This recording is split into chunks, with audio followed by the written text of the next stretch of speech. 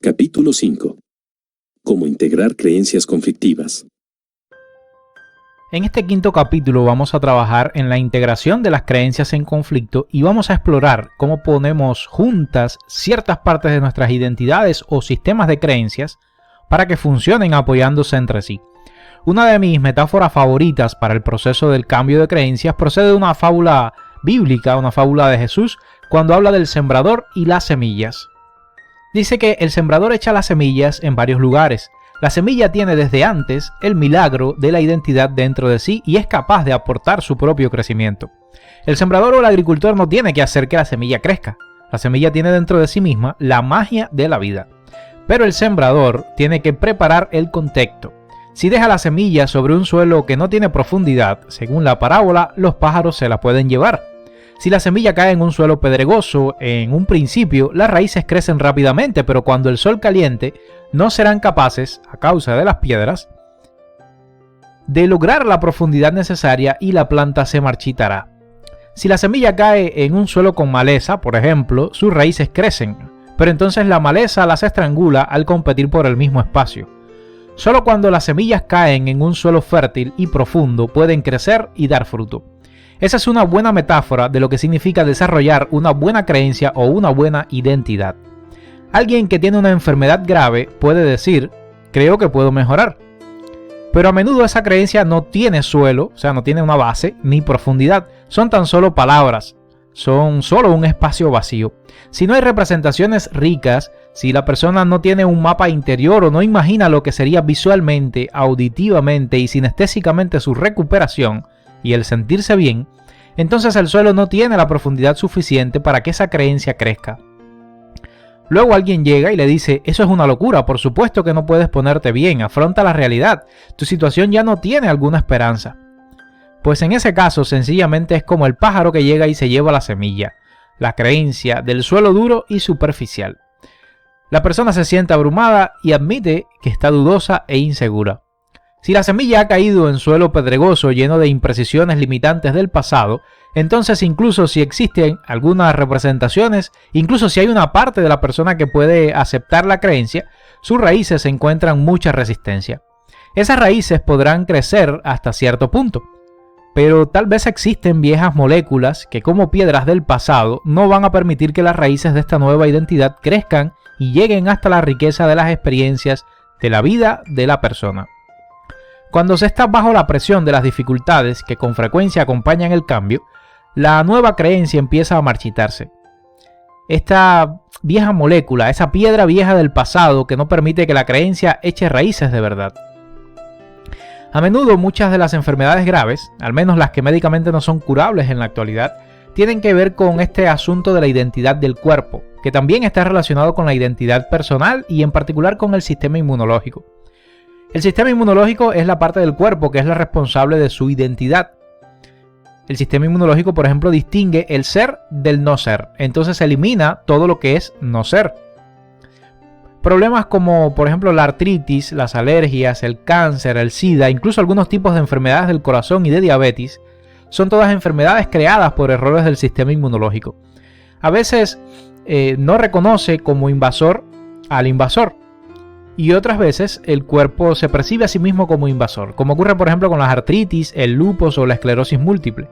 En la artritis el sistema inmunológico ataca las articulaciones del cuerpo. En la esclerosis múltiple ataca a su propio sistema nervioso y en el SIDA el sistema inmunológico se ataca a sí mismo. Podría decirse que personas que tienen este tipo de problemas de salud con frecuencia en sus propias identidades psicológicas individuales, existe un tipo de conflicto similar. Ciertamente cuando alguien está en conflicto consigo mismo, no puede organizar completamente todos sus recursos para lograr la meta de la salud. Vamos a ver un ejemplo cotidiano. Tenemos una madre que desarrolló cáncer cuando su hijo más joven, el último de los 5 hijos, iba a irse de la casa. Ella había sido madre durante más de 30 años y de repente se hallaba en una transición tal que esa identidad de madre ya no iba a existir más. Una parte de ella era una identidad que se había construido partiendo del papel de madre. Durante todos esos años había actuado para otros. Se había hecho a un lado, se había hecho cargo de otras personas, pero había una parte de ella misma, una parte individual que durante muchos años no permitió que ella se desarrollara.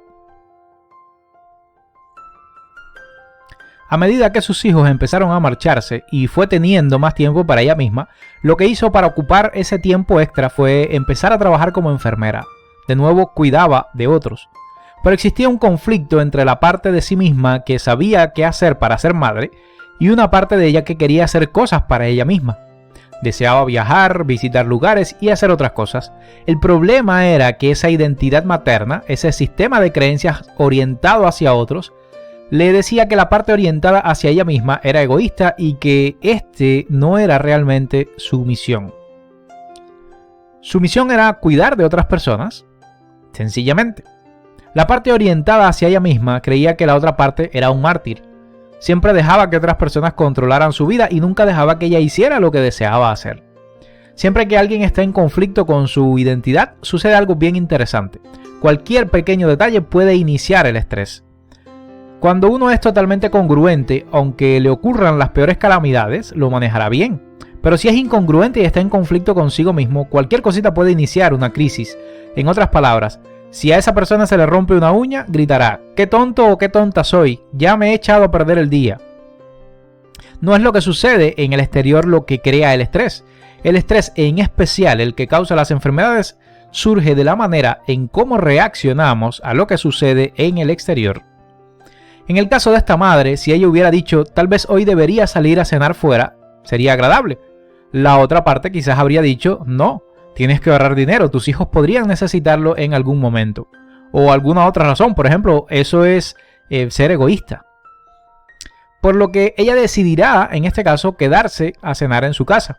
Y entonces su otra parte dirá: «¿Ves? Nunca se hace nada por ti. No eres feliz, no puedes ir a ninguna parte, solo piensas en los demás». Las decisiones son una función de tu identidad y cuando existen conflictos acerca de quién eres realmente, ninguna elección va a ser la correcta. Si escoges esta parte, entonces aquella parte surge el estrés. Si escoges aquella parte, entonces el estrés y los malos sentimientos surgirán de esta otra parte. Así sientes que nunca puedes tomar la decisión correcta. Así el conflicto ya no es realmente sobre su pasado, es sobre quién soy yo, cuál es mi misión y cómo hago para que estas partes de mí, estas dos identidades, funcionen juntas. En este sentido, cada una de ellas estaba intentando deshacerse de la otra identidad, o sea, matar a la otra. Lo que pretendemos es ver cómo podemos conseguir que esas partes, al igual que las creencias en conflicto, vivan en armonía. Como dije antes, no es una coincidencia que llamemos remisión a la recuperación de una grave enfermedad. Remisión.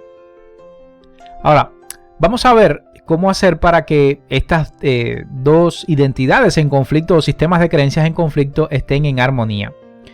En un sistema de creencias tenemos conflicto cuando dos o más creencias nos conducen a conductas conflictivas. A menudo este tipo de situación crea un problema doble. O sea, si lo haces metes las patas y si no lo haces pues también. Los conflictos más serios son los que tienen lugar cuando las creencias en conflicto involucran problemas de identidad con juicios negativos sobre uno mismo. Este tipo de conflictos siempre será del origen de palabras que generan desconfianza, odio o miedo a uno mismo. En la mayoría de estos conflictos de creencias veremos oposición entre la lógica y las emociones, entre la razón y la intuición, entre el niño, el adulto, el pasado y el futuro, y el cambio y la estabilidad. Es la famosa dualidad del yin y el yang que conocemos del taoísmo. Pienso que este tipo de conflicto dinámico también puede suceder en una familia o en situaciones laborales quizás. Por ejemplo, cuanto más le diga el padre al hijo: adelante, eres capaz de hacerlo, no seas tonto, no tengas miedo, no seas débil, has cometido un error, haces mal en tener miedo, pues precisamente más tendrá el hijo que demostrar que él no se está equivocando al tener miedo. En otras palabras, cuanto menos comprendido sea el hijo, más tendrá que aferrarse a esa creencia para mantener su identidad. Por supuesto, cuando más se aferra el hijo, pues más lo presiona el padre. El padre está creando entonces un contexto en el que para que el hijo tenga éxito en su tarea, pues tiene que perder en esa relación. Por lo que cada uno fuerza al otro a separarse más sin darse cuenta de ello, evidentemente. Pero si pueden saltar sobre un nivel de valores compartidos, podrán entonces ser capaces de descubrir cuáles son en la relación las creencias de cada uno de ellos sobre el otro. Entonces tendrán una nueva conciencia a partir de la cual podrán encontrar, digamos que una solución permanente. Ahora, Vamos a repasar un poco ya concretamente los pasos de este proceso de integración de las creencias que tenemos. En primer lugar, por ejemplo, nos colocamos en la línea de tiempo donde están representados el pasado, el presente y el futuro. Tomo la creencia o identidad que deseo desarrollar para el futuro y hago más profundo el suelo base para que esa identidad crezca, haciendo una representación asociada de cómo sería. O sea, le agrego muchos detalles hasta crearme esa representación muy clara de mi mente. Esto constituye una forma muy poderosa de marcar el paso futuro. Luego salgo de ese estado futuro y encuentro la creencia o identidad limitante preguntándome qué es lo que me detiene. O sea, esto es maravilloso, esto es un gran logro. Entonces, ¿qué es lo que me detiene? ¿Por qué me detiene? Quizás puede ser un sentimiento, alguna palabra o algún otro tipo de tormento. Encuentro el lugar en la línea de tiempo donde está esa creencia limitante, o sea que en qué parte o momento puntual del pasado o el presente está esa creencia, y establezco esa posición asociándome a ella. Luego me coloco en una tercera posición donde no soy ninguna de las anteriores y desde donde puedo verlas a ambas, un lugar donde soy un observador externo de mi propio ser. Luego entro a esa posición mirando a la otra para descubrir y sacar las creencias. ¿Qué piensa este lado de aquel? ¿Qué cree este lado de aquel otro? Después vuelvo a la tercera posición. Ahora me doy cuenta de que estas creencias pueden no ser exactas o pueden ser interpretaciones distorsionadas o juicios infundados. Quiero descubrir la intención existente detrás de cada una de esas partes y seguir descubriendo valores cada vez más profundos hasta que haya el sitio donde ambas se unen, donde ninguna de ellas está en conflicto con la otra. Por ejemplo, una parte dice: mi intención no es amenazarte, es cambiar, crecer y tener éxito. Y la otra responde: pues mi intención no es reprimirte, es sobrevivir. A nivel de intención no existe realmente el conflicto. Ahora, desde esa tercera posición exploro los valores, los criterios y las intenciones. Y desde esa tercera posición me pregunto cuáles son los recursos que cada una de ellas tiene y que para la otra son necesarios. De modo que después de haber explorado a ambas y de haber entrado en ellas unas cuantas veces, puedo percibir lo valiosas que son cada una de ellas. A veces la gente piensa que un lado es una parte mala de ellos mismos. O sea, pero pronto comienzan a darse cuenta de que ese lado que parece ser negativo o a menudo tiene una buena intención. Su conducta puede no ser la mejor para satisfacer la intención, pero esa intención es necesaria. El lado negativo también puede tener mucho poder. O sea, hay una paradoja graciosa. La gente suele decir: esta es la parte débil. Sin embargo, con frecuencia hay una fuerza en esa debilidad porque es capaz de evitar que hagamos cualquier cosa. O sea, nos paraliza. Y esa debilidad es en realidad un poder muy poderoso, valga la redundancia. Y si ese poder está alineado contigo en lugar de estar contra ti, entonces pues nada podrá detenerte. Ahora, quiero llevar el recurso de una parte a la otra. Generalmente empiezo en el lado que hace objeciones. Y desde la tercera posición tomo la visión y la creencia de que están trabajando realmente juntas, que comparten una identidad y una intención, y las llevo a la parte de la identidad que hace objeciones. Entonces tomo los recursos de esas partes y lo integro a la fisiología de la otra posición. Ahora que ambas comparten lo que cada una de ellas tiene, finalmente voy a la tercera posición y las uno para formar una nueva imagen, una nueva identidad. Luego pongo a esta en mi presente de mi línea de tiempo, no solo viéndola desde el exterior, sino asociándome con ella. Entonces retrocedo al futuro porque ya tengo clara mi visión y no tengo conflicto, así que solo queda asumir y tomar posesión de ese éxito, de esa visión. Y bueno amigos, hasta aquí este capítulo número 5. Nos vemos el día de mañana para seguir creciendo, creando y transformando nuestras creencias con programación neurolingüística.